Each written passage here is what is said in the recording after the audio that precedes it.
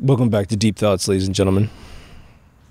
So I was thinking about what episode to make, and I may actually end up including this inside of Season 5.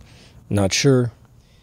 But the subject we're going to cover today came out of a meeting I had with some friends of mine that I'm working with, and this is something I've alluded to and mentioned in previous episodes, but these are amazing people. I mean, profoundly amazing people. We've all been in think tanks. Some people have created the think tanks. But it's really aimed at improving the world in an extremely formal level and taking formal steps. And if the project ever comes to fruition, I'll definitely point you guys at it. But if nothing else, the amazing amount of information that we're sharing in these meetings, I am sitting there. You know, if I'm not talking, I'm writing down everything everyone's saying. We use this tool called Zoom, which is just like Skype. You can share your screen, all this good stuff. And so they'll show us websites. You know, we're sharing websites, sharing books. And this particular subject was just mentioned, but it was mentioned in the context that I think is very important. And I think it will change the way that we perceive wisdom, the way we manifest wisdom, and the way we use wisdom in the world, because I think it is something that has eluded me in the grand sense of things, in the macro sense of things.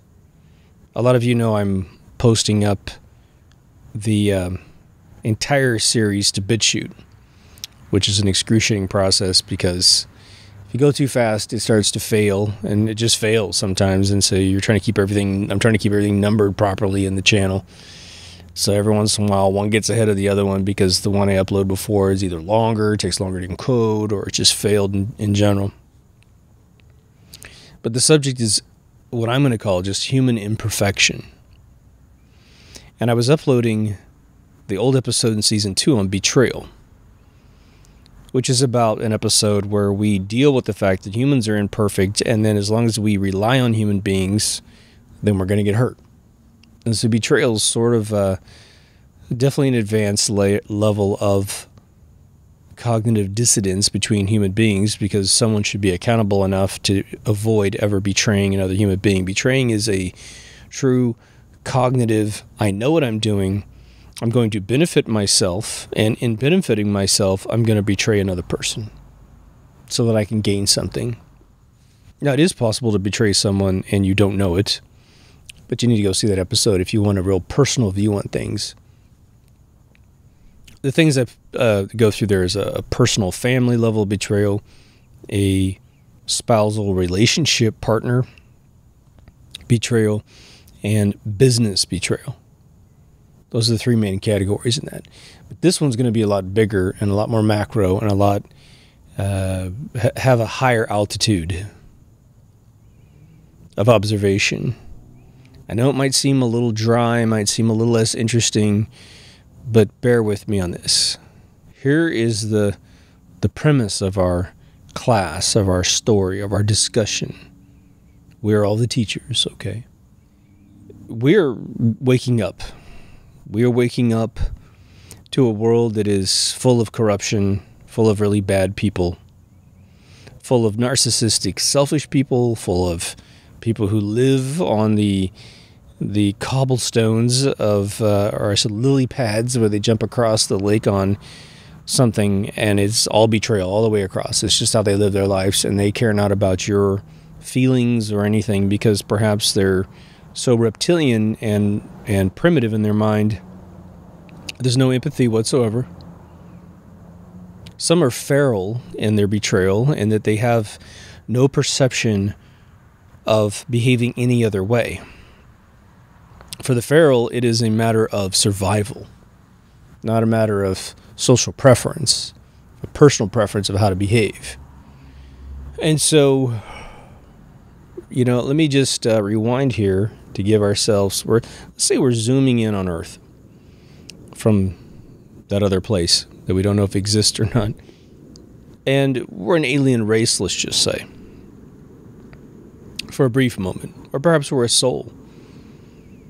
a soul that has been there before, but we've been inside of a human body, and so we had limitations to our perception, capability, perspective. But now we're in this realm of all-knowing. We don't necessarily know it all at the same time, but we can definitely get the God facts when we need it. And we do graphical overlays on top of the world as it spins in front of us, or however that spin happens. And we start to realize, you know, I think the first layer would be, who does more harm? Like, give me a red tint over every soul that lives by do harm, betrayal, selfishness, narcissism. Now, of that red sector, wherever that is on the surface of the planet, now overlay who is in power, who controls more human beings through adopted paradigms of mankind, because we're adopting all the control mechanisms. No one's forcing us to do anything in this world. We are adopting our control mechanisms. I think there would be a massive overlap between those two groups: the evil, the ignorant, the selfish, the greedy, the truly evil, devilish people, and those that run the world. And it's not a cop-out. I know a lot of folks might say, you know, you're just angry you don't have their money and their stuff. It's like, man, honestly, I probably have nearly all the stuff that I want in this world, or I've had it and I've gotten rid of it. Are there things that I would like to do that I can't just immediately do? Sure. But, you know, I wouldn't want that to go away. I wouldn't want to be them and be like, oh, geez, I've experienced everything. Now it's time to get super evil and do things that are ultra taboo and horrible for the world, so that I can get a little, you know, adrenaline high here and there. No thanks, man. No thanks. But, you know, we are all participating in the Great Awakening in a way that we are trying to spread truth, and we're trying to spread lucidity such that we can see evil, so it sticks out like a sore thumb, instead of being able to coexist with us and just simply go unnoticed, unpunished, unhindered. And there's a lot of steps going on right now where a lot of very evil people are getting detained, but I can almost assure you the majority of them are still at large. The human imperfection subject matter goes a little bit like this. We know we are imperfect. Everyone's imperfect. So that leaves us with a very interesting problem. We know this and we sort of overlook it. At the same time, our hubris, our arrogance as man, ends up protecting a bunch of lies. It's interesting. We don't want to admit that we are a part of a human race, a species that is flawed. A lot of us think, well, geez, at least we can do better than the evil people that are seemingly running this planet. And that would probably be a very true statement. But we also have our super weaknesses, mentally, physically, whatever it might be. Perhaps you're able to conceal and hide the thorn in your side, as Paul wrote in the Bible. But if it eats up your life and if it eats up your consciousness, then it's probably something that frustrates you. Now, let me give you a little analogy that's very interesting for the brain. If we built, let's say, a machine, the everlasting gobstopper machine, and its task is to create everlasting gobstoppers that can then be put in little packages and sold to children to rot their teeth. The machine is supposed to work correctly at all times. If it needs repair or service, we want to be able to anticipate that on a schedule, on a calendar, stop the machine before it actually goes haywire, open it up, replace a spring, a sprocket, give a little bit of oil there, a little bit of this, that, and close it back up again, start it back up again, and we avoid, through maintenance, just like our cars, a blow up. All right, well, that's our base model for all machines that we use. We don't have a television that sometimes shows the picture and sometimes doesn't, right? A blender that sometimes works and sometimes doesn't. I mean, all of us have had bad devices in the world, but then, of course, we're wishing that the 99.9% of the rest of the world's machines were ours, right? We don't want to have a broken thing. But now, look at humanity, the human race. We're organic. We are object-oriented, right? We are chaos. And we are flawed. Meaning, as much as we would like to control ourselves, our mental thoughts, our desires, our patience pools, our goal acquisition, our planning, we can't at any point in time be perfect. And so the whole fabric of society, based on humanity, is an approximation at best. But don't we make laws and rules which are perfect by design, and we treat it as if it is something that should be followed to the T forever? The Garden of Eden was a flawed story. It dramatizes, and people cover for it by getting a little, in my opinion, ludicrous about the subject matter. But God makes the Garden of Eden, builds first Adam, and then obviously he got bored. So God miscalculated Adam's ability to be, celibate and in a solitary situation. So he puts him to sleep, takes a rib, gives it to the woman, makes woman, boom, everything's great. For some weird arbitrary reason, he picked an apple tree and said, just don't eat off this tree, which is a perfect rule. Rules are perfect. Humans aren't. God knew he made humans imperfect. And so eventually, someone, it just happened to be Eve, ate from this tree. God is surprised because God is a moron in the Bible. And then, of course, there's all this punishment, and they're banished from Eden. The menstrual cycle and birth cycle of women is painful and annoying, and it's all the woman's fault, of course. And then that thus forges the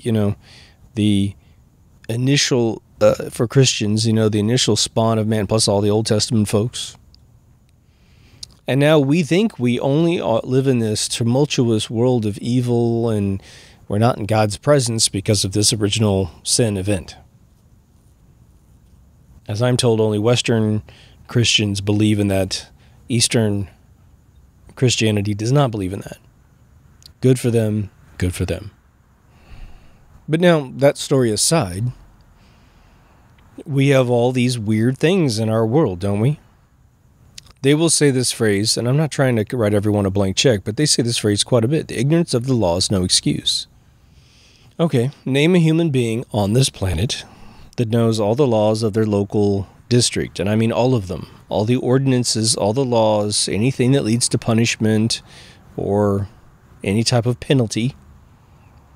And I will put all the money that I have, all of the possessions, all that I love on a bet that not a single human being exists in any modern, built-up first world society who would know all the laws of both local, district, federal, international, the ones that control us. You're supposed to be able to file your taxes and not make any mistakes when the tax code is bigger than the legal code. Ridiculous.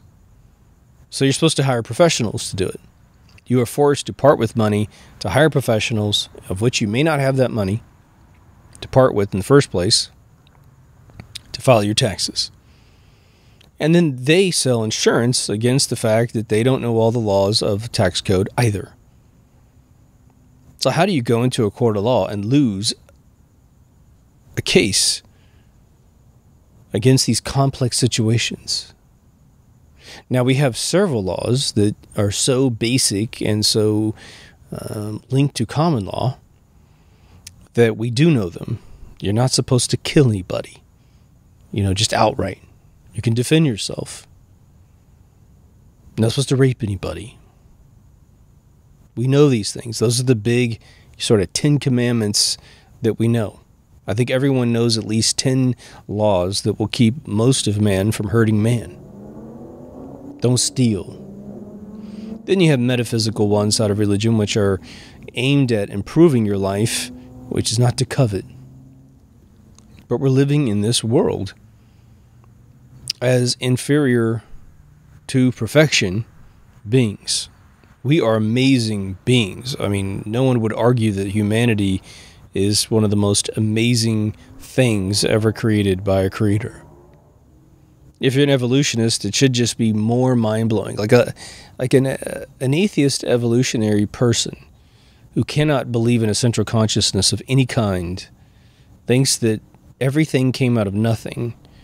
They should literally be walking around like they're completely high all the time, in my opinion. I mean, they should be able to lean, just crawl in the grass and just pick up a blade of grass and just, oh my God, this came from nothing. There was no matter, no energy in the universe, and then kaboom, it all existed. I mean, come on, seriously. IQ test failure right there. So now think about this. How many of you have seen a story, or you have experienced this personally, where there were rules, and you saw someone break the rules, and they could be fairly bad rules? I mean, maybe not capital murder of some sort, right? But even in some of those cases, you might say you understand, and as a jury, jury member, you may actually cut the guy or girl some slack because the circumstances start to define a little bit better, and the empathy that you would do the same thing in the same situation starts to manifest, and you let the person go. How many times have you seen a person who has gone through perhaps major drug addiction, and they get out of their circle, they go do their time, whatever they do, maybe they lost everything in their life, maybe they lost some things in their life, but then they go and they learn how to rehabilitate other people with drug addiction. And it's because they intimately understand what addiction feels like on a mental level, on a physical level. They even understand how detox works and how it makes you feel. And those people are magical to the people of their same species, right? I mean, if we're a human species, maybe it's a subspecies of that particular problem. But they understand and they empathize and they save lives all the time. They keep people out of jail. They keep people from ruining their lives, right? How many times have we had movie stars that you find out later on serve time in jail for big things, murder, that kind of stuff, and they regretted what they did, and they served their time, and now they're out, and they became gentle giants afterwards because they realized they made a mistake, and every single day they wake up, they remember that mistake. It humbles them every single day, and so they just try to brighten the world where they took, where they introduced a lot of darkness into the world. It's different people. I'm sure the family that perhaps lost a loved one may never have sympathy for that person. But what can you do when you make that kind of mistake? So now what if you got the job of architecting society? And this is where we're going to get into sort of two different forks of thought, in my opinion. One is the group of people that would be the majority of the world, the 99% pool of the world that wants society to grow to the next level, will do anything to fix society. Like education would be your first agenda. Above all, we got to make sure the kids that grow up don't grow up into lies, don't grow up into, lusting after material objects, getting oversexed, getting their very biological binary gender all confused because all this stuff's being thrown at them when they're trying to figure out how to meld with society. So there's that group. And then there's this other group that is the controlling group. The group that has used their wealth and serendipitous fortune to undereducate everyone, to keep everyone at bay because they believe in their hearts that if we got educated and wealthy, that we would simply remove them. Now, of course, we all know that they could be replaced. The second we get rid of those people, other greedy people, defective human beings will go up and power corrupts absolute theory starts to show up again. There's been countless times in history where a king or a queen is displaced by either a family member or a conquering party with the intent to fix everything, and they immediately find the burden of the king. And they go right back into the issues. And I think the burden of the king, which they just say king in the analogy, could be the burden of the queen as well. But they find out the society is utterly chaotic in their fear structure and their lusts for things. And as long as their society lusts for something that they can have, which seems to be a common thread of imperfection in a human being, then no matter how much you spoil and bless your people, they always want something else. And eventually you're going to run out of resources, run out of time to ever provide that on your watch, and so they start to resent you. Now, I don't know if there's ever been a time in history, perhaps some of you history buffs can enlighten all of us, where a ruler brought themselves down to the level of the people, and so that they didn't have a house that was better than anyone else's house. They didn't have money that was exorbitantly higher than everyone else's money, food that was better than their food, etc., etc. I don't know that that's ever happened, but if it has happened, it'd be interesting to see how long that society lasted. I do believe several times in history we have had untouched societies that went for probably hundreds, if not thousands of years in a utopia, in a blissful state. And they were simply conquered by those that were aggressive, because the utopian state would probably have reached a point. I think Egypt was definitely recorded in history as being this, but then again, we simply don't know, and a lot of the history is just wrong and made up to sell books, to fund universities, to just fill up a gap so that we don't live with the void of history.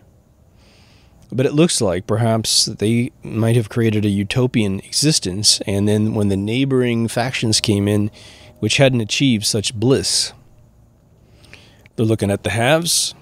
They consider themselves the have-nots, which they quite frankly probably were. And they're more savage, and they're more in the primitive state. So they attack. Well, the utopian state, did they keep weapons, in any great supply? Do they even train an army? I don't know, maybe not. And if they don't, guess what's going to happen? The world is going to roll back however many thousands of years, tens of thousands of years it took for that one utopia to exist. And that scenario is before you have elite people, ruling class people with methodologies to dominate societies by design, right? You have your money changers. First, it was literally the Masons. Those that could build things ended up ruling areas because, my God, you wanted better shelters and water wells and all kinds of other facilities that they knew how to build.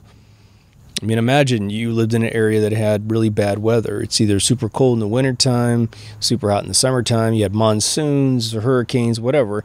And they were able to build structures out of stone that could withstand all that punishment. And then you would chill out and relax as the storm rolls over.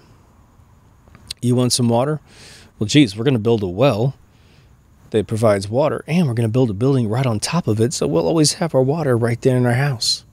The Romans come along and they create aqueducts and plumbing and all kinds of beautiful things. So we've had these Masons run the world first. But then the monetary system came along and the money changers started wiping out the Masons. Even in the Bible, Jesus turned over the tables of the money changers.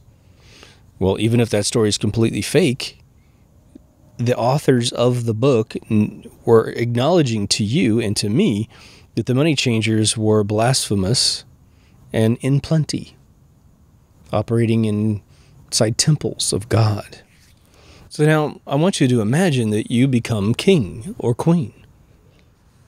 Or maybe I shouldn't say it. Maybe you become the president, and you're either male or female, doesn't matter. And someone says to you, okay, this is going to be a golden era, potentially. Because the setup's going to be this. You will have every resource to gather information about the societies around the world. You're going to have books of knowledge about past successes, past failures, and all you have to do as a human being is correlate the solutions with the problems, and we're off to the races. You're in charge. people, you need staff, we got it for you. Anything you need. I'm going to suggest that no matter how unbelievable your intentions are, with just what I gave you there, it's only a matter of time before you fail. Let's just say I give you also a youth serum where it's not adrenochrome and it's not baby blood. It's some little nice sandwich made out of healthy foods is going to keep you alive for 500 to 1,000 years. You can stop taking it whenever you want, whenever you think you want to start aging again and die naturally. You have that too. Now, obviously, right off the bat, you could probably start fixing things left and right. Pull all the patents that have been hidden. Start fixing, food distribution, wealth distribution. Make sure there's jobs for everyone out there. Maybe even erase money like the guy in Zeitgeist movie suggested. Some areas are going to go really quickly. Some areas are going to go really slowly. Some are going to want no change, even though they have hardships and they're sort of barbaric because maybe they live in a jungle and they're just freaked out of us, the civilized world. You start coming at them like that weird little island. I forgot what it is. Is it outside India? Is that where it is? Maybe, no, it's outside New Zealand, right? Or something like that. That weird island where, some of you guys are shouting at the screen right now, where they just having this crazy indigenous, I don't mean to say crazy as in crazy, but like just this wild indigenous race of spear throwers, and they have killed tourists that went over there and acted like absolute morons. One of the explorers supposedly raped one of their girls, and they never forgot it, of course. At one level, I totally support them, right? But they don't want any change. So maybe just black that little area out. Say, I don't need to help those people. It's good. They're good. Maybe your methodology is to ask everyone what they want. But then again, you're going to have citizens that disagree. And in comes chaos.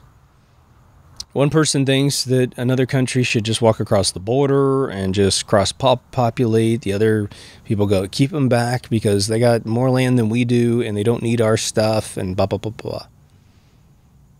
Then you have the old and the new, right? The old and the young, I should say. The young are going to come up with different ideas. They're going to grow straight up into, hopefully, more of this utopian experience, while the old remember the old days and they fear oversight. They fear promises, right? They can't have good news. I know plenty of friends of mine that you cannot tell them any good news. It's unbelievable.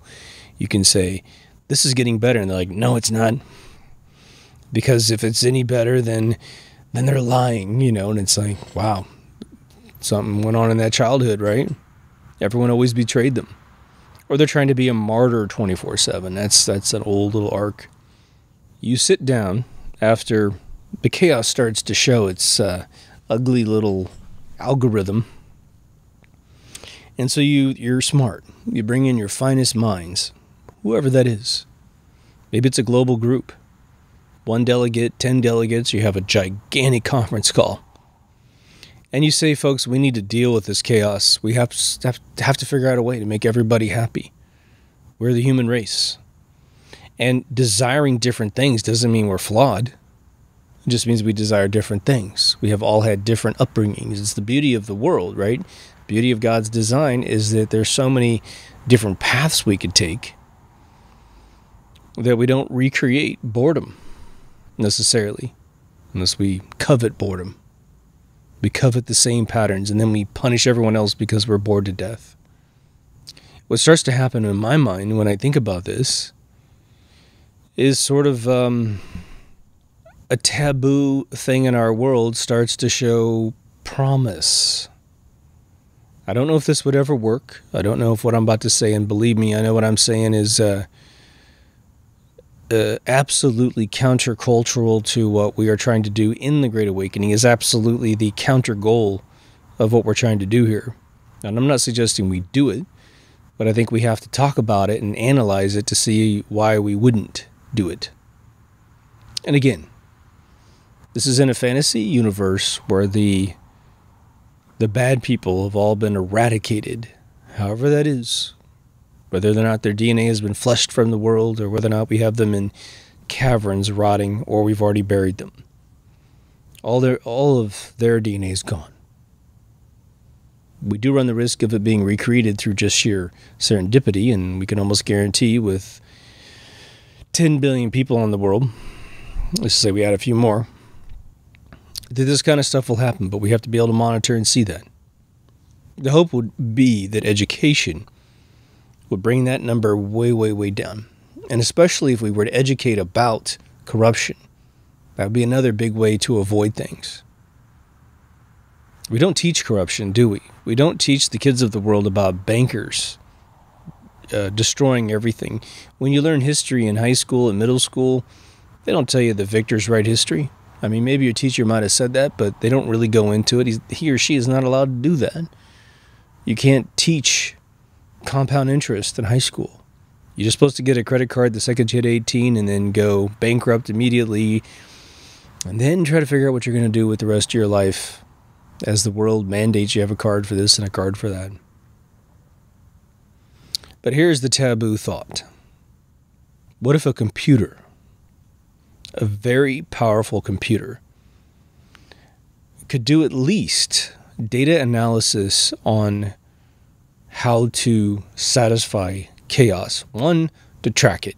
Tracking it's going to be super difficult. Computers need big machine data sets to figure out whether or not it can learn from the data set. The way that big machine learning works is that you have every possible metric you could study. Hunger, education, suffering. I mean, anything you can possibly conceive of as the human condition, which would be damn near an infinite data set. And then second to second, as fast as you can bring in the data on each individual, where they're physically located in the world, whether or not they're happy with their life or whatever. And if you figure out they're unhappy, why are they unhappy? Now, man manifests almost infinite bad habits that a computer would not want to try to correct for, but it would want to figure out. I mentioned this little thing. I'm going to give you a little example because I mentioned it several times on different shows to demonstrate the human psyche. Either you or someone you know, I think every human being's done this, whether or not you realize it consciously or not, in the incessant need to eat. You will eat every different type of food you can get your hands on, whether it's just from your kitchen or all the restaurants, fast food places, sit-down restaurants. You know, the richer you are, the worse this gets. And you will expire your desire for all food in the same moment, and such that you've got plenty of money in your pocket to eat anything in the world. You can go to a Gordon Ramsay restaurant with a Michelin star or two, or you could eat at the local fast food place. And you don't want any of it because you're bored of every single palate option that you could have. So it turns into nothing more than a physical satiation of your body. I need to stop feeling hungry, so I'm going to eat something I really don't like. And then, you know, what actually ends up taking place is you stop feeling hungry and you don't even care what you eat. It's almost every single experience in your entire life, no matter how good the meal is. So our little AI, actually, it wouldn't necessarily be an AI, but because we're not looking to the computer to necessarily make the decision. We're looking to the computer to help us gather data so that we, as human beings, with full empathy and intelligence and chaotic Captain Kirk genes, you know, where we could actually say, oh, you know what, I think we just need to go over here, completely different direction. I think that'll solve this problem now that we know this data's here.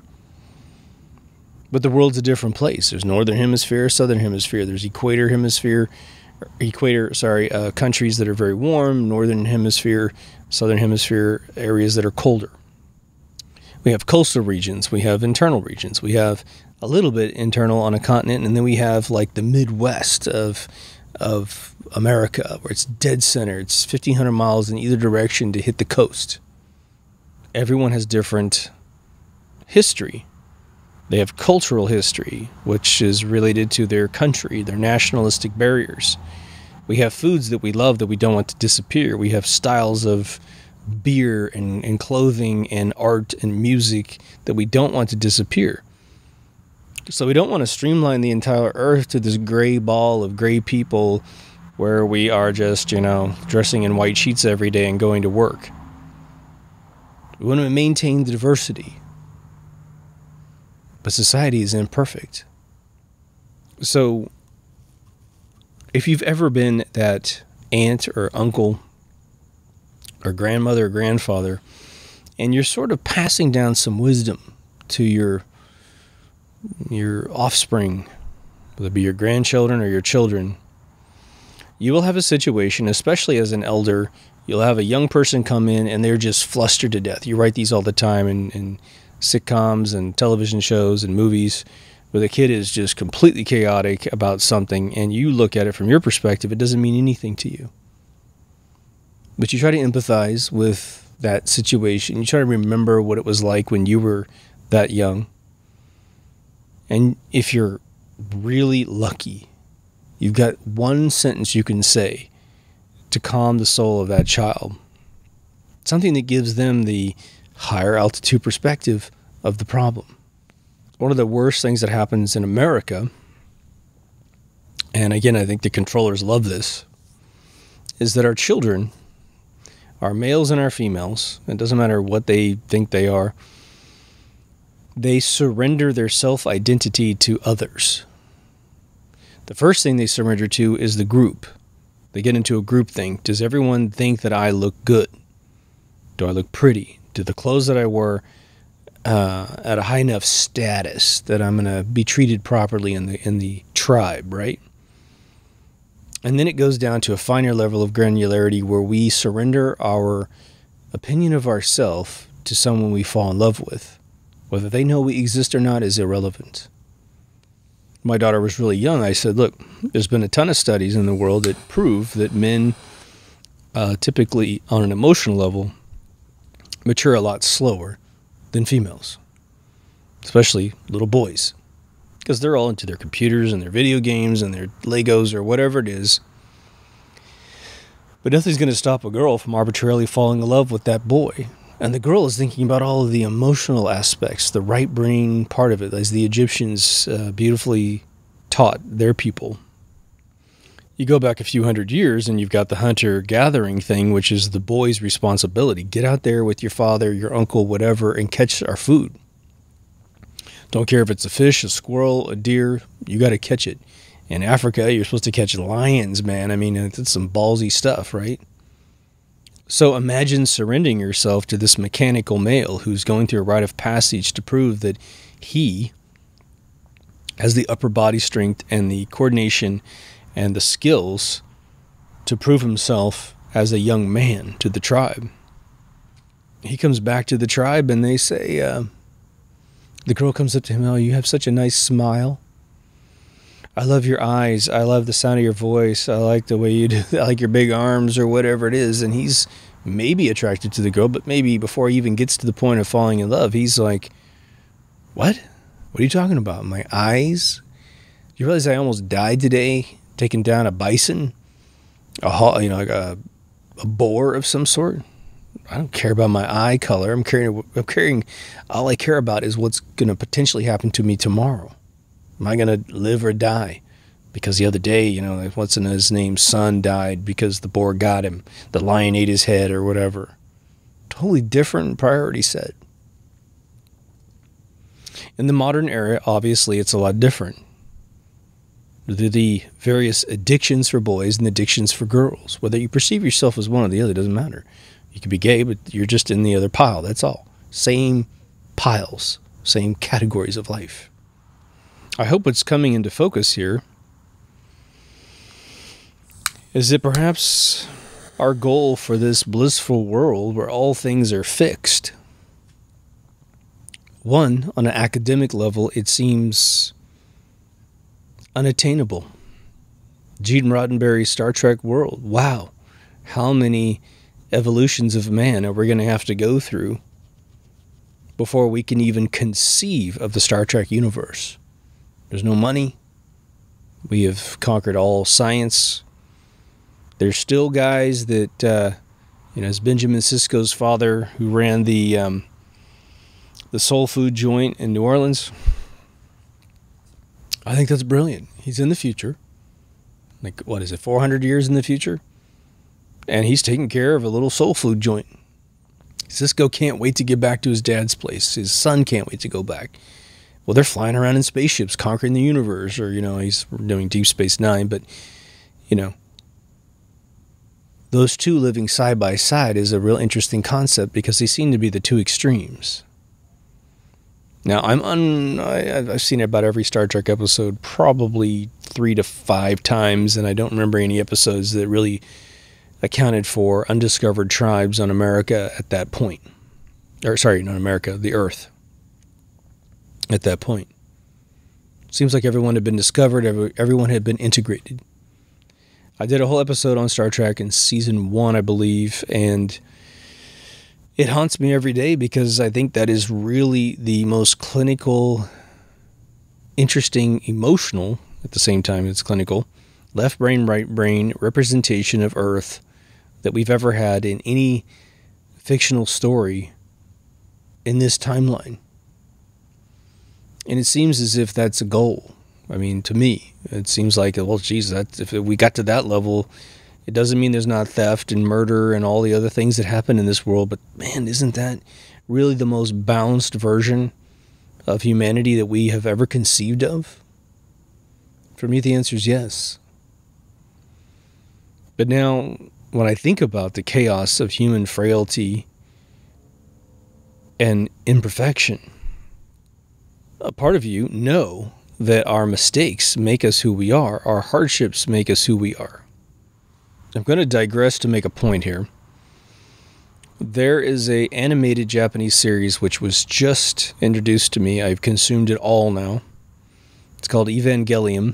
It's on Netflix. The first 26 episodes are on Netflix, and then the 2 45-minute movies that were made after the series, I think it was started around 1995. I don't know how many years it ran. Very amazing Japanese anime. I almost feel foolish that I'm seeing this in 2019 when I could have been seeing this in my mid-20s. I just didn't have any access to that, even though a lot of my video game friends were just preaching Jap anime. But it was always Ghost in the Shell or Akira or something like that. It wasn't Evangelion. Now, after that, they waited like 15 years or whatever, or at least 13 years or something like that, and they made so far 3 movies that seemingly remake the 26 episodes plus the 2 little short movies.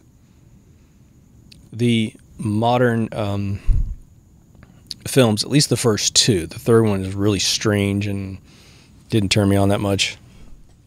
But the first 2-hour films that were made in the more recent, since 2007, I believe, are mind-blowing animation. And I mean, wow, how this slipped by, how people went, oh, go see Avatar, but I'm not going to tell you about Evangelion. It's like, man, it is brilliant. But in the story, okay, which is where I'm aiming at this, it's where Pacific Rim stole everything. And I think respectfully so. And I think in the third film, they stole something from Pacific Rim to just go, well, if you're going to steal our stuff, we'll steal your stuff. I'm not going to tell you much of the story, but I'll say that there are these sort of robots called Avas, that kids who are specifically 14 years old, if they are proven to be able to sync with the computer in the Ava, they can operate it. And just like Pacific Rim, who stole everything from Evangelion, there are these big, they call them angels, fall out of the sky, show up. And these kids driving these Avas have to destroy these angels. And if you're already sensing the bizarre symbology there, you're already onto the story. But this storyline deals with the entire human race and its potential eventualities based on Plan A, Plan B, Plan C, and the fact that the world itself can't agree on what those plans should be. Not all of the areas of the world are informed about what the eventualities could be.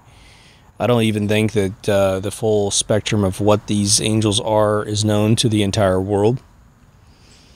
But what's interesting about Evangelion is that through watching it, it will sort of boil up to the top. your personal perspective of where we are, and what we could be. It deals with this human imperfection on a level that is profound. Obviously dealing with a bunch of 14-year-old kids, of which there's only 3 primary kids. Eventually they toy with 2 others, but the main story is 3 of these kids, and boy, the conspiracies and twists in this thing are never ending. And the impact of the twist, it's not just that they reveal a twist in the story, it severely impacts everything from that point forward. Like a really good story turn. The guy who made this is an utter genius. But it really got me thinking. I mean, it really got me to look at this whole thing from a much higher perspective of, geez, we are, there's the whole paradigm of curing the symptom or curing the cause. We know that curing the symptom is only something that we should do if the symptom is about to kill the patient, right? Well, you obviously are doing something and you're sick. So let's get you unsick, and then let's figure out how you're getting sick, and let's stop the cause of the event. Well, isn't it amazing that I think you could take some mid-level IQ human beings who are still very smart, and I'm saying this to make a point, that you don't need uber geniuses. So I'm saying us, right? We're in the middle between super genius and normal person who's asleep. Let's just put it that way. So if you're part of the awakening, I consider you to be flying somewhere in the middle on this range. I think without much debate, like if we got together and did a think tank, I think in the first half hour, if I said write down, first we present all the problems in some overhead projection of some sort, and then we say, okay, you all have a piece of paper and a pen. I want you to write down the single thing that you think would start addressing all of the issues that are plaguing the world, the discourse that we have between each other, the fear and xenophobia that we've built between individuals. And again, we don't necessarily have to agree to distribute every human being evenly around the world. We like going in different places and seeing different architecture and different traditions. That's not the point with what I'm trying to say. But I think that almost unanimously, if not unanimously, everyone would write down education. Education is the key. Now, some of it might be, we would say, okay, now we're agreeing on education. But what education? Well, a lot of us would probably separate it, and I'm going to give it some crude descriptors, but I would say one of them would be the physical and the other one would be the metaphysical. What would be the physical? I would say the physical would be reading, writing, and arithmetic. You got to know how to do those 3 things. The metaphysical would be perhaps your being, your etiquette, your ability to communicate with those skills. What are you going to say now that you know how to say it? What solutions and equations are you going to try to solve now that you know how to solve any equation, etc., etc.? Each region, each individual group is going to probably pick something different that relates to their needs. Some are going to pick things that are of their immediate need. They don't have a great home, so they want to build a better home. They only have certain supplies they can afford, and certain supplies they can only get their hands on. So they're going to calculate something, design something that works with what they have. Some people might create a great mud hut. Some people might create a good wood house. Some people might create a good girder reinforced cinder block, sand filled soundproof home. It's going to be different. Some people are going to want to solve global problems like hunger. Basic health comes after that. Malnutrition is probably responsible for almost every single ailment on planet Earth, right? Even in the first world where everyone seems to be catching cancer like it's the cold. I just talked to a good friend of mine and we were reviewing, in fact, I talked to 2 friends of mine in the last 24 hours. One of my friends has developed a diet in Hawaii, and now he has saved lives over there. And unintentionally, he's gaining a reputation among the locals. And he's trying to deal with it because he doesn't really want to be and has never wanted to be in the limelight of anyone's consciousness. He likes being a recluse. He's got a full family and all, a million friends. He's not like alone, but he likes to keep his world fairly quarantined because that way he can keep it pure. But his deeds are sort of gaining his attention. So he's telling me his diet is curing everyone of everything, from cancer to diabetes to lupus to all kinds of things. People in severe conditions about to die are just being reversed. I told him about our experience on Deep Thoughts with B17, C, Gershom, all these other techniques. He was laughing his butt off because he and I hadn't talked in probably about 7 years.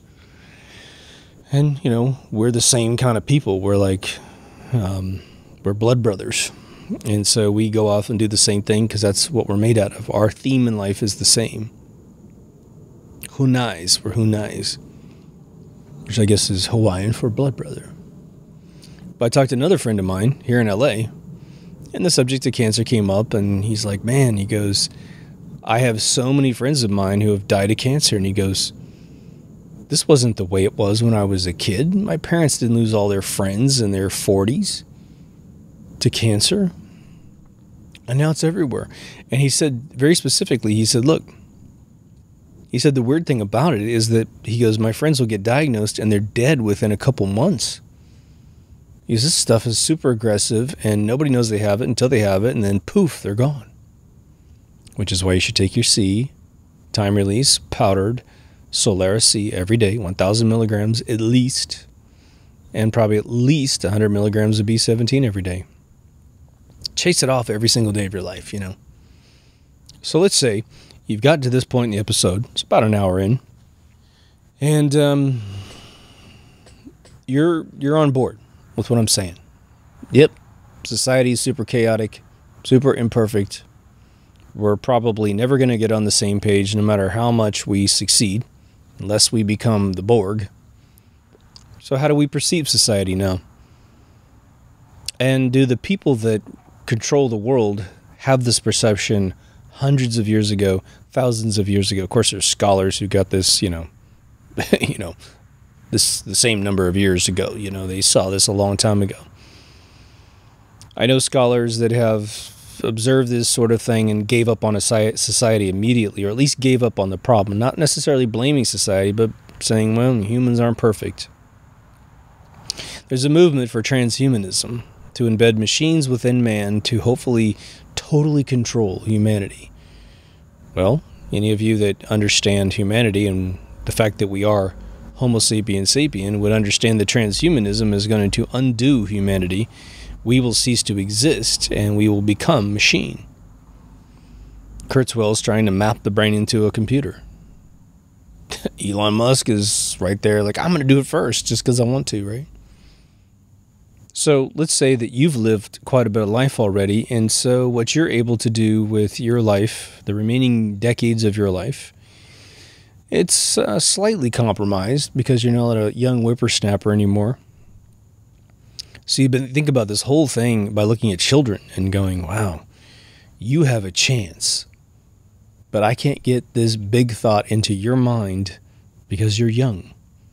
There's so much paradigm of understanding humanity that you don't have, which is the base levels of this platform of thinking that are going to take you a couple decades, if you're a gifted kid, to get into your brain such that you understand imperfection. And I think I'm probably over-exaggerating to be looking at a 2-year-old for that to be completely true. But I think an entry-level kid who's fairly awake at 18 could start thinking about this, but definitely 20, 22, you could start thinking about it. And would it improve society and our chances of success if this conversation were to start entering the consciousness of man? We start having these conversations. And I want you to know that when I make episodes like this, my hope for all of you, and this is, I just put this way, this is what I see in my brain every time I tell you guys something like this. One, I hope that you've already had these conversations and you're way beyond me. But if this is new to you, any one of these kind of existential concepts that really control who we are, who you are, I see you at dinner with your loved ones, whether it be your friends or your immediate family, And you're starting to have these conversations. Maybe this episode rings in your brain, and you're like, hey, I watched this crazy nut, on YouTube, and he was talking about this, and I think it was really interesting because I thought about it for a couple weeks, and now I've got some additional thoughts he didn't mention. Maybe there are some ways to address this, or it just kind of eats you up inside because you're trying to solve it. You see what I'm saying? Maybe you've already thought of this again. But you're trying to pick the brain of the other person across the table, and you're like, do you have any ideas? Let me just throw this at you and see if you can just knee-jerk something out that is someone relaxing their mind, taking the consciousness of the universe, and then poof, there goes the solution. Or a solution to get us to the next level for the next solution. We know this whole technology Big Brother thing is really scary, isn't it?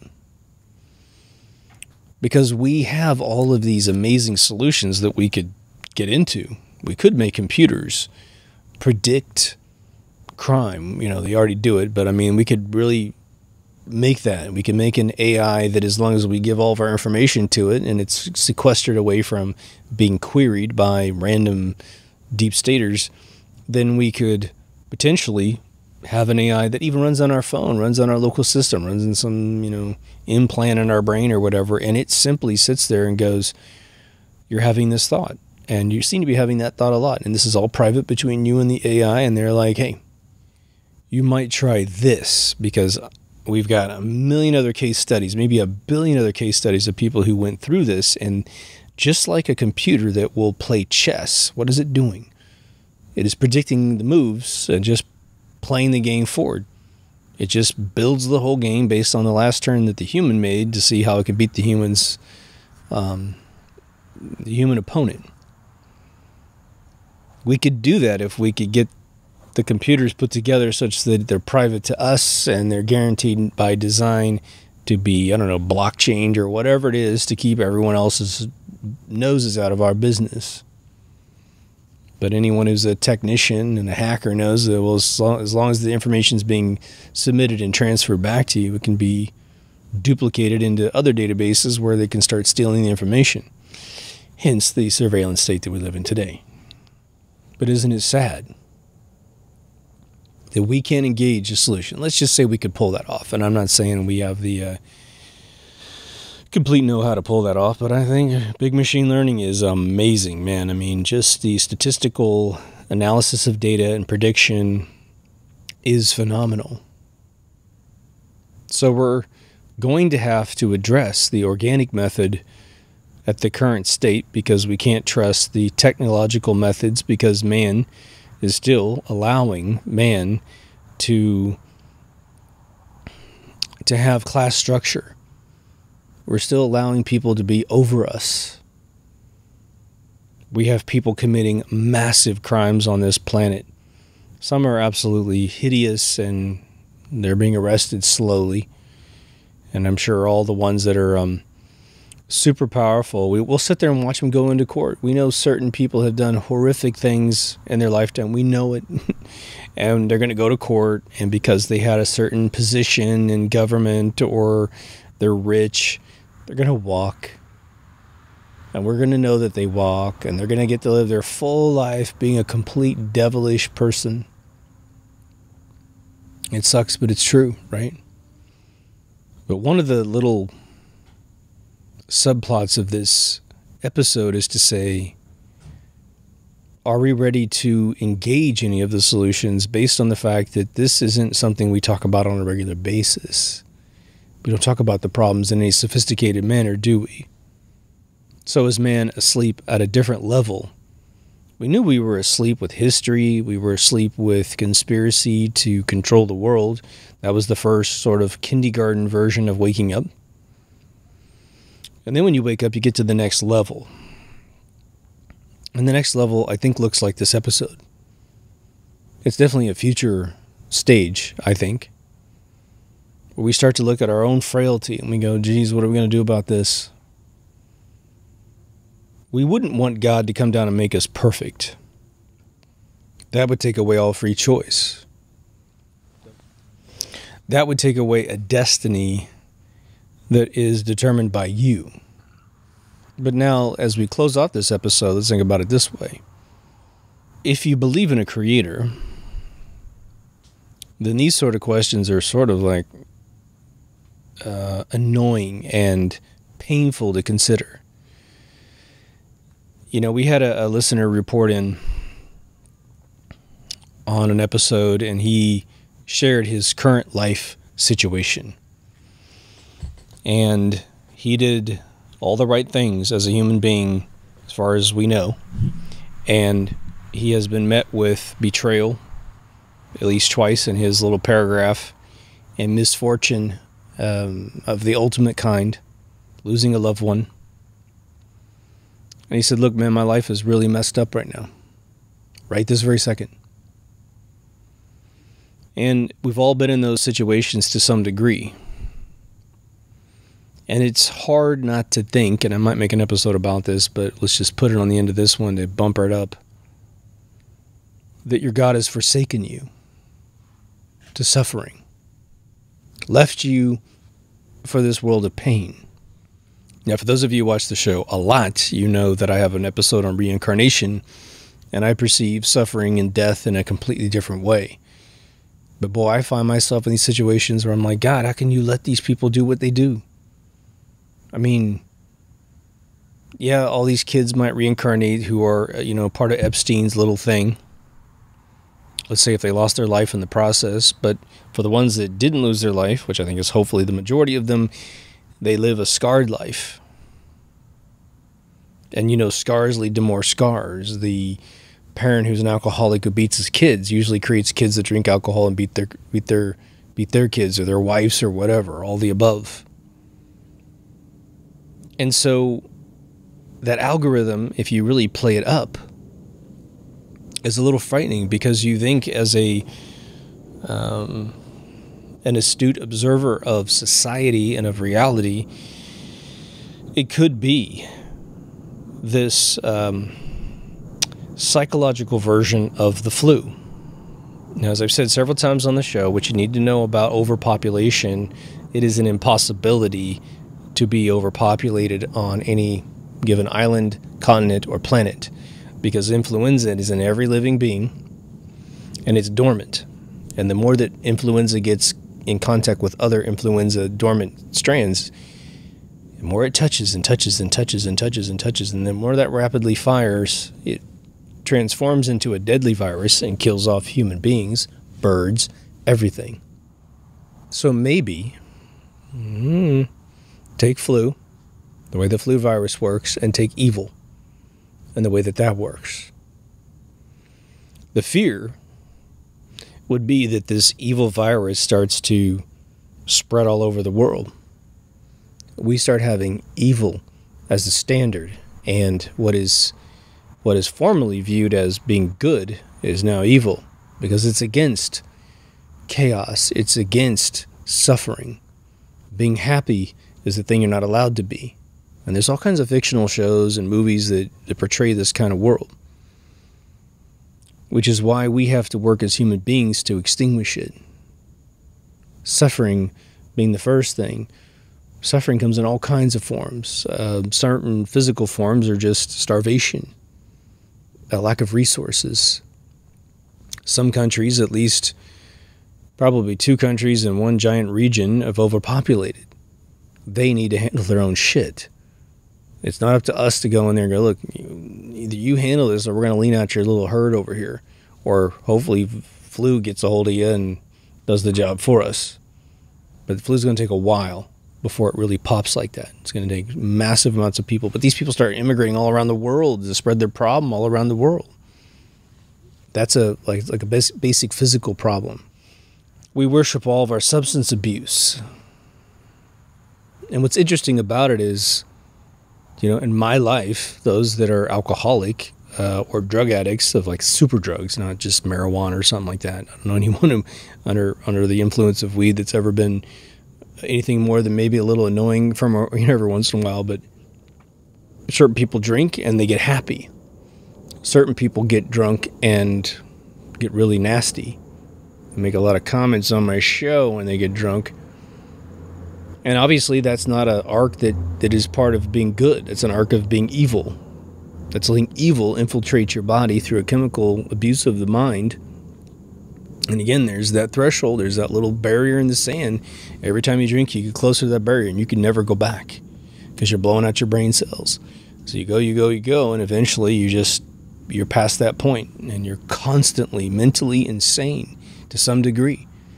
And if being mentally insane makes you drink more or do more drugs, then eventually you're going to die.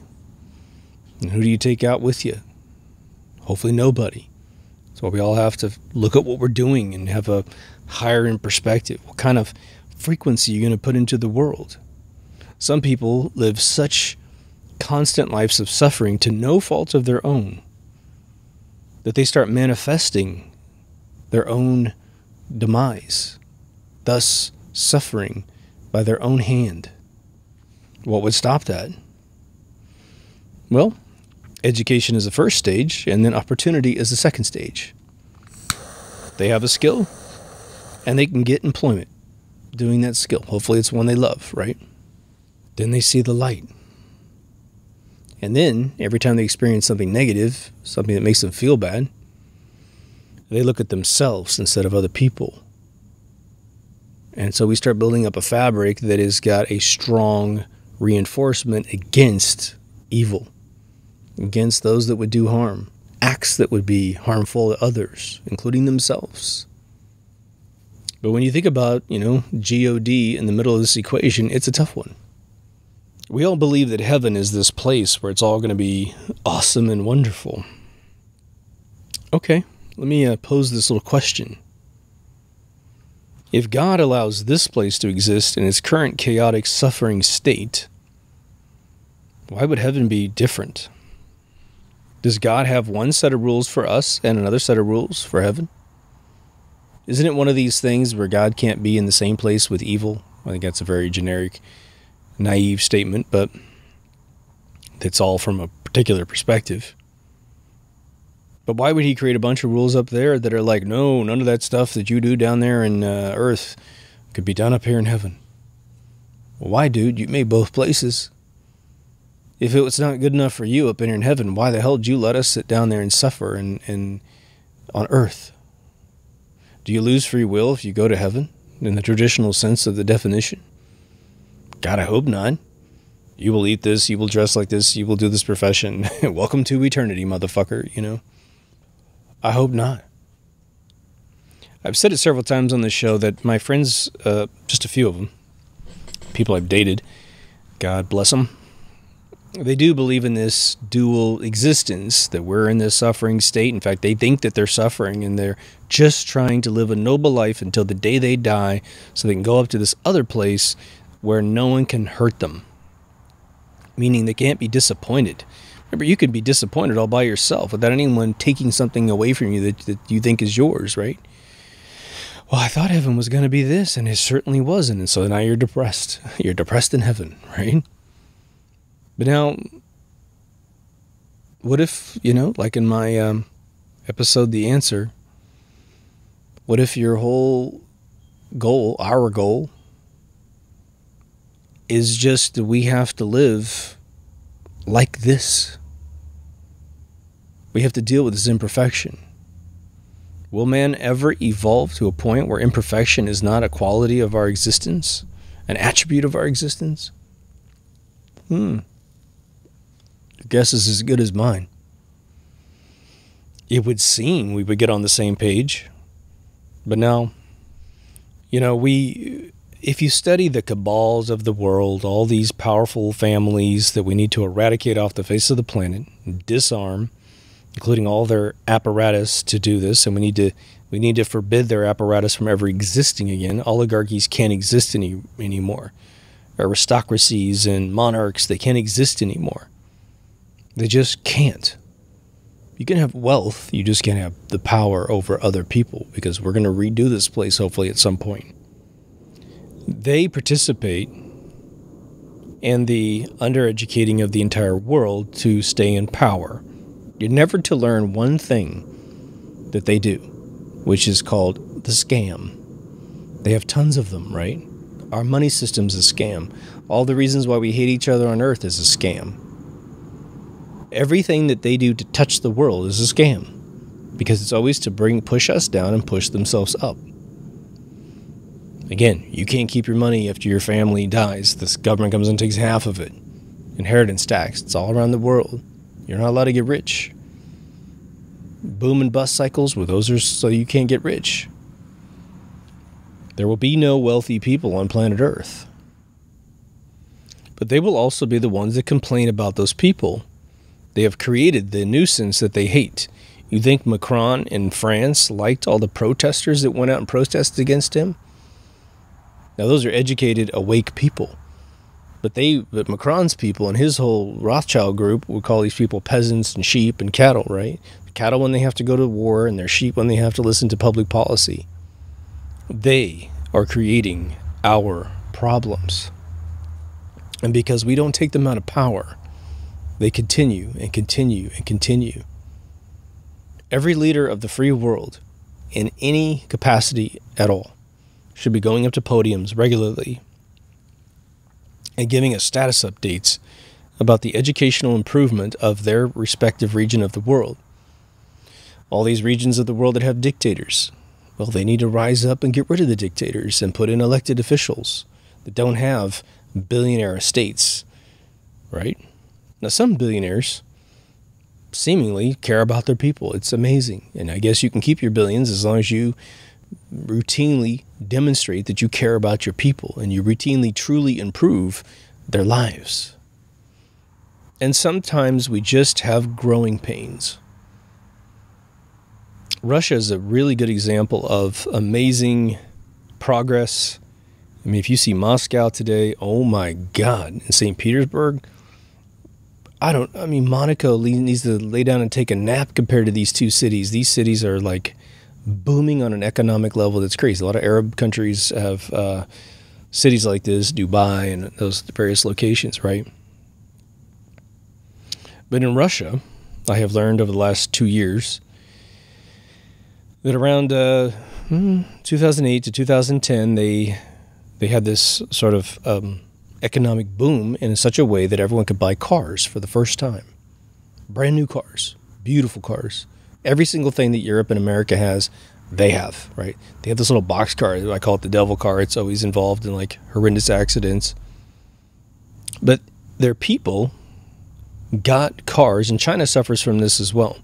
They got cars when they're in their 30s, 40s, and 50s and above, right? So they've never touched a steering wheel in their life. They never touched a car in their life. They didn't grow up like Americans, where we were driving at 14 years old, learning all the rules, learning the do's and don'ts, having parents that also had the same privilege back 2 or 3 generations. And so the instruction from our parents and our grandparents was superb. My dad, again, when I was learning how to drive, I said this story 2 or 3 times. This is important. I'm on my first drive in my new car, and my father is telling me, while you're driving, because we're driving a little country town, speed limit's 30 miles an hour, thank God. If it was any faster than 30 miles an hour in this one moment, I would have killed a kid on accident. But my father says, look, I want you to look underneath cars. As you're driving, look underneath cars. And I said, why? And he says, you're going to see footprints or feet, shadows of people behind cars. They're on the other side of the car. You're coming in from the opposite angle. He says, always look underneath cars, because you're going to see someone is about to walk out in front of you. As if an angel had given my father that idea. One of those red balls that you get at grade school, right? It goes doink, doink in front of my car. I look underneath the car to my right, and I see the 2 little feet. And I slam on the brakes. And this little kid runs right out in front of my car. I mean, the parents got the worst fucking grade of the day for not telling their kid, don't you run your ass out in front of a street. This is like one of the busiest streets in my hometown. Which ain't saying much, but it was enough. And this kid literally is like, in run phase, stopped in front of my car as the ball continues to go across the street. Had I been going any faster, I would have bumped into his body. And who knows what would have happened, right? One of my childhood friends got creamed by a Jeep when I was in kindergarten. He lived, but goddamn it messed him up. It's the most horrific thing I've ever seen as a child. I watched this kid's face get bashed in by a Jeep fender. But Russia's dealing with now, between 2010 and 2019, they have had, I think it's like 5 times the vehicles now driving all over Russia. And so they're experiencing a massive amount of car accidents and deaths related to car accidents. I mean, if you just go up Russia car accident videos on YouTube, it will, if you live in Europe or America, your mind will be blown at the amount of ridiculous accidents that were completely preventable by just the basic rules of driving, that these adults who just got into a car for the first time violated those rules and lost their lives, killed other people. It's horrendous. And that is sort of a physical version of the mental, metaphysical version of society that we're dealing with today. I've said for over 30 years now, because I felt this as a young man, I said, look, man is just kidding himself about how civilized he is. And by lying to himself, gaining a hubris about how sophisticated we are incurring more suffering because we're not cautious. Does that mean we don't launch rockets and drive cars in the desert and Mach 2? No, we do all those things, but we calculate the risk and we're willing to accept the risks if we're getting behind the wheels of these vehicles, right? Of these risks in life. But a lot of the repercussions of what we're doing hurt other people. And there are individuals who are doing this who are very wealthy, we know. And there are countries that are seemingly not caring about anything. And they're going to punish the entire world for their craziness, right? Again, it was announced just before the Olympics that were held, I believe, in Brazil or Argentina or one of those two countries, that they had sold their whole rainforest to the Chinese to be clear-cut and sent to China to be stored. Now, in China's defense, I do not know what their intent is with the rainforest, but you can't cut the fucking thing down without totally destroying the entire ecosystem, which has taken however many billions of years it took, whenever we were created, who the hell knows, because it existed before we existed. And so all that life is going to disappear, even if you plant trees in its place, unless there's some very beautifully balanced methodology, which it won't be, right? There's no way to make it economical. Okay, you're going to cut down every other tree like they do in Washington State now. Maybe they have a master plan. Haven't heard it. I did hear that in China they got their army together and they were planting like millions and millions of trees. I think that's awesome. Keep going, guys, right? Please do that with everything else you do, but don't clear cut freaking our oxygen machine. And then at the Olympics, during the intro, they complained about the fact that global warming was real. Oh, really? Why don't you cut down all the fucking things that make CO2 and oxygen that we use to breathe? You want to mess up the entire atmosphere? Why don't you destroy the atmosphere machines all over Earth called trees and plants? So we have some ridiculous things that are going on that we need to heighten the awareness of. And, all these kids protesting all this stupid crap. I mean, not Paris things. Those are good things. But, stupid political party stuff. It's like, guys, get yourself a decent movement and save the fucking planet, would you? Because just pick an agenda. And spare me your global warming crap. Just preserve Gaia, Mother Earth, as what she is. Bring it back. Restore it. Protect it. Develop the plans. Go get college degrees that will figure out how China could cut down the rainforest without hurting a single turtle or a spider or whatever the hell it is, right? I guess one of the last imperfections we really have is our mental imperfection to find the truth, right? I mean, that's one of the biggest problems. The awakening is attempting to find the truth. We know we don't have all the answers, but man, we at least have a lot more answers than people that are worried about how many inches their TV is, so about what series just got upgraded, whether or not Game of Thrones is going to spin off to a bunch of other things. My philosophy on that is enjoy the sports game, enjoy all those elective things. But when you go to sleep at night, please make sure your report card for the day has at least a few things that could help society. Maybe it's not every single day, but at least by the end of the year, you've got at least 50% of your time is spent reinvesting in the world that we live in the brain that's in your head, in the conversation you have with other people. You know, I'll tell you this secret and I'll shut up. This is what blows my mind. I'll talk to people all the time. And it's like this show.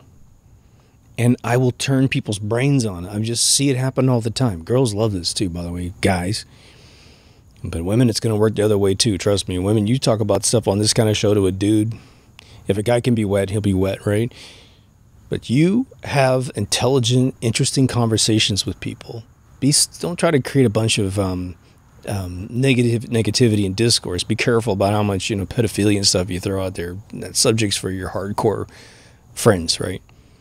But just interesting things like this subject matter and all kinds of other things that you're thinking of that I don't have any knowledge of. You will have one of the greatest conversations of your life. You'll feel like you were alive for the moment you had that conversation. And the other person will be so interested in you.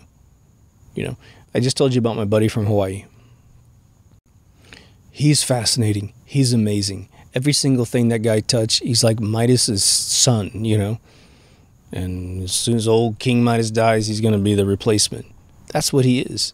But he digs me because he knows I do the same exact thing. We both have a good time. No matter if we're rich or poor, it doesn't matter. We're always doing something interesting. You can be that person if you're not already that person. If you are that person, keep going, baby. Keep going. But if you're not that person, guess how much it costs to become that person? 0. You make the decision to be that person. There you go. Can't say you can't afford it. Can't say you're too young or too old. Doesn't matter. I mean, God, of all the people I've met in my lifetime, one, it's always fascinating to talk to a young kid who's just like totally awake. Amazing. I know a few kids that I've mentored for over a decade. They're prodigy children. When they're my age, they're going to put me to shame. But talking to an old wise man or an old wise woman, some oracle making cookies in the kitchen, isn't that the best experience ever?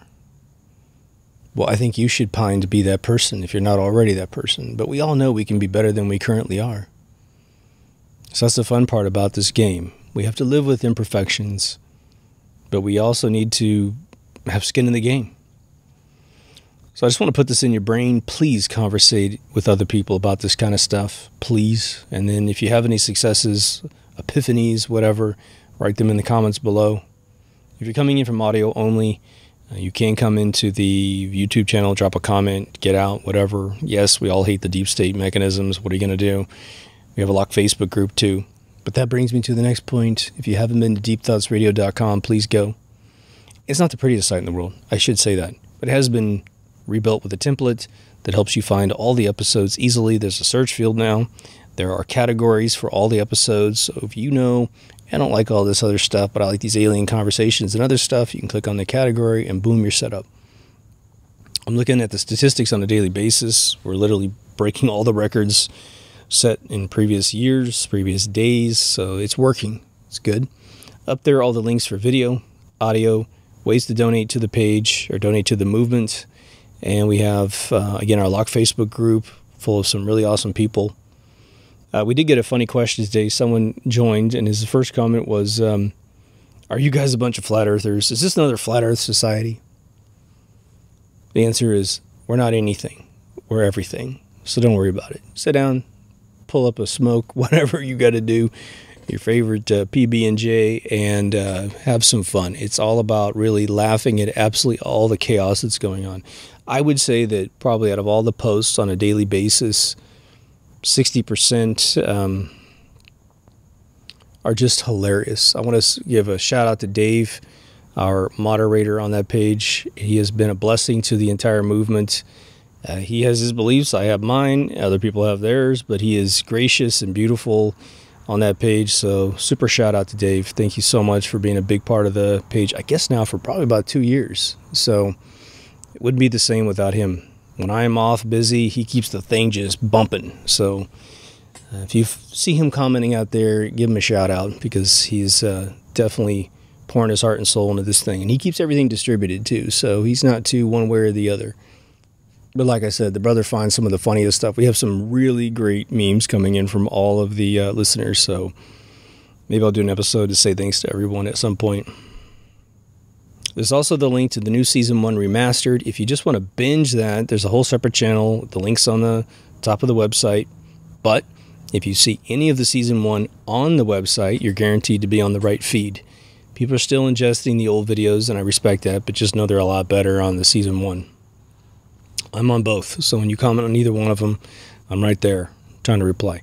I am currently in July. This is about the last week of July. Way behind. So I'll get to all you guys eventually. Appreciate all your comments. Appreciate all your stuff. But until next time, take care of yourself and someone else, and I'll see you in the next Deep Thoughts. Over and out.